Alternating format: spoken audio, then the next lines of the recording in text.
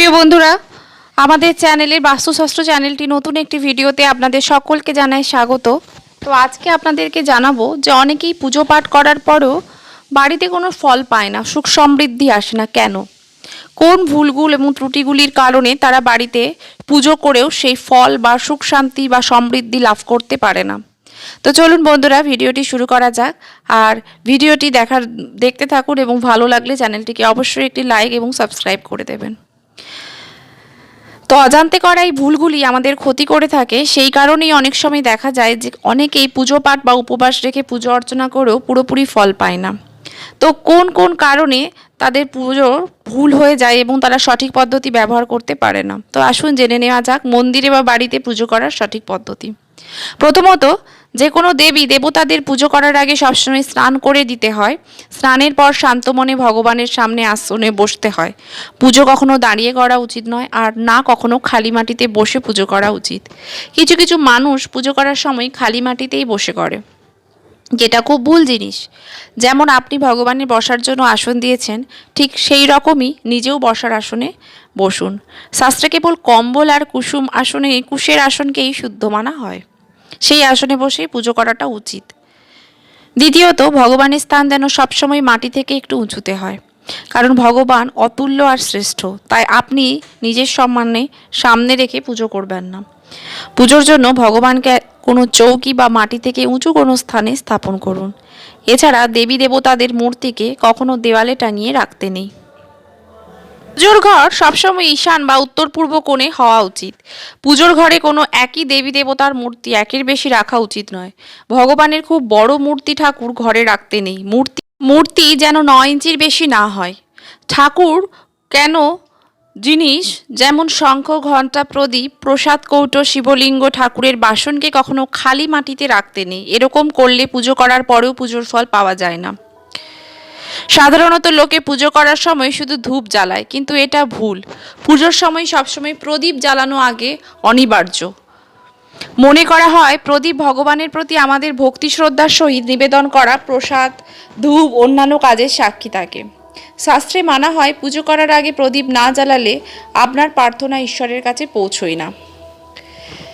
দেবতাদের সামনে প্রজ্বলিত প্রদীপ নেভাতে নেই। ফু দিয়ে প্রদীপ বা ধূপের আগুন নেভাতে নেই। পুজো করার সময় গুরুদেব, জ্যেষ্ঠ ব্যক্তি সেখানে উপস্থিত হলে তাদের প্রণাম করে বাকি পুজো শেষ করা উচিত।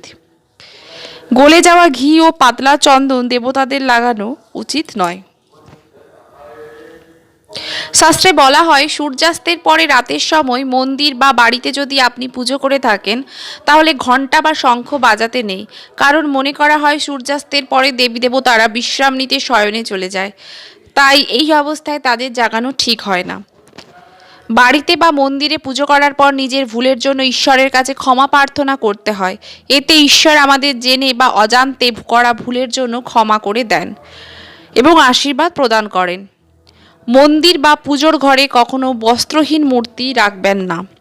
দেবী দেবতাদের মূর্তিতে বস্ত্রের ব্যবহার করবেন। সূর্য, গণেশ, দুর্গা, বিষ্ণু, শিব এনাদের পঞ্চদেব বলা হয়।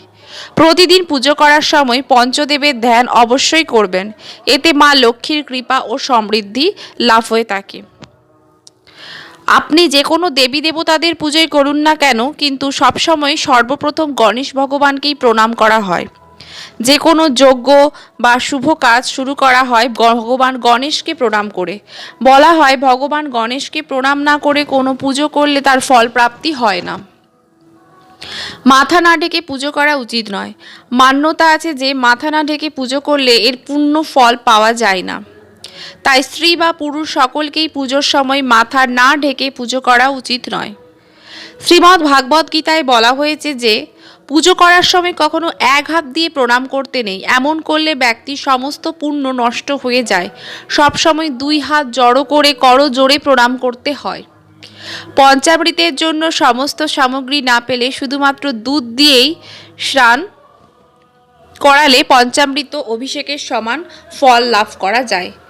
যখনই আপনি মন্দিরে পুজো দিতে যাবেন, সেখানে যে প্রসাদ দেয়া হয় সেই প্রসাদ মন্দিরেই খেতে হয়। সেটা সামান্য পরিমাণে হলেও মুখে দিয়ে বাকি প্রসাদ বাড়ি নিয়ে আসতে পারেন। এটা ঈশ্বরের প্রতি আপনার শ্রদ্ধার প্রতীক। মন্দিরে গেলে অবশ্যই একবার ঘন্টা বাজাবেন। মনে করা হয় ঘন্টা বাজালে আপনার এই প্রার্থনা ঈশ্বরের কাছে পৌঁছয়। বাড়িতে পুজো করার পরে শঙ্খ ঘন্টা বাজানো গুরুত্বপূর্ণ মনে করা হয়।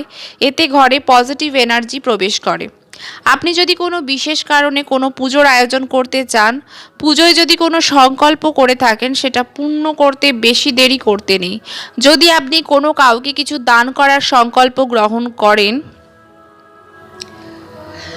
তাহলে সেটা যত তাড়াতাড়ি সম্ভব পূরণ করে দিতে হয়। সংকল্পকে পূরণ করতে দেরি করলে পুজোর অনুষ্ঠানের পূর্ণ ফল লাভ হয় না।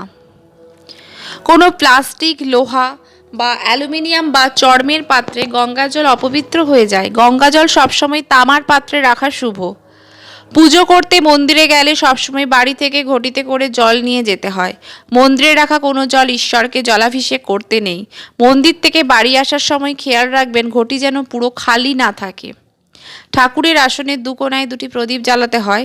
একটি জ্বালাতে হয় পূর্ব দিক মুখ করে, অন্যটি উত্তর দিক মুখ করে। পুজো করার সময় উত্তর বা পূর্ব দিকে মুখ করে বসতে হয়। দেবীর আরাধনা করতে পারেন। প্রতিদিন পুজোর সাফল্য লাভের জন্যই অবশ্যই দক্ষিণা দিন। প্রতিদিন সকালে এবং বিকেলে ঠাকুর ঘরে প্রদীপ জ্বালাবেন।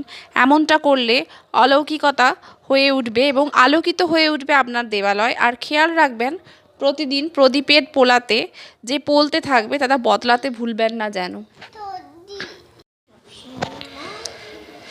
কোনো দিক কালো হয়ে গেলে সেই প্রদীপ জ্বালানো উচিত নয়। নোংরা কাপড়, ইঁদুরের কাটা কাপড় পরে দুর্গন্ধযুক্ত মুখ নিয়ে জপ করতে নেই। মূর্তি স্নানের সময় মূর্তিকে বৃদ্ধাঙ্গুষ্ঠ মানে যে বুড়ো আঙুল দিয়ে ঘষতে নেই। দক্ষিণ দিকে মুখ করে প্রদীপ রাখা উচিত নয়। দেবীর বাম দিকে প্রদীপ রাখা উচিত। প্রদীপের দিয়ে প্রদীপ বা ধূপকাঠি জ্বালালে তা দারিদ্র্যের কারণ হয়ে দাঁড়ায়। শাস্ত্রমতে নিত্য পুজো করার সময় কিছু জিনিস মনে রাখতে হয়। সেগুলি হলো, যদি নিয়মিত গায়ত্রী মন্ত্র জপ করা যায় তাহলে দারুণ উপকার পাওয়া যায়। তো বন্ধুরা, আজকের ভিডিওটি ভালো লাগলে শেয়ার, সাবস্ক্রাইব করে পাশে থাকবেন। ভিডিওটি দেখার জন্য অসংখ্য ধন্যবাদ। ভালো থাকবেন। নমস্কার।